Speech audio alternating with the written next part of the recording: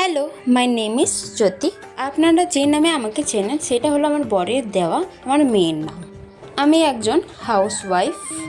আজকে আমি সারাদিন কী করতে চলেছি বা কী করছি সেই ভিডিও আপনাদের সাথে শেয়ার করতে চলে এলাম।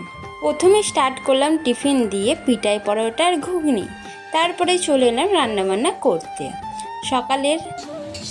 দুপুরের রান্না কমপ্লিট করে এবারে গ্যাসের ওভেনটা চট করে মুছে নিলাম। মোছা হয়ে গেল।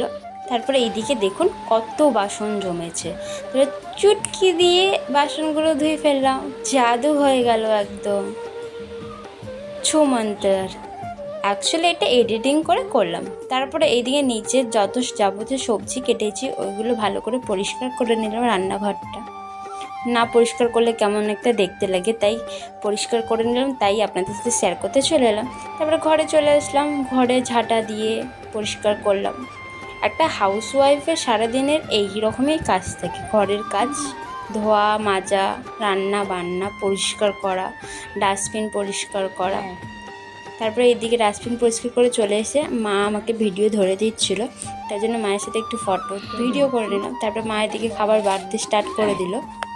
চলে এলো খাবার, ভাত, ঢ্যাঁড়স আলু দিয়ে তরকারি, করলা আলু ভাজা আর ডাল।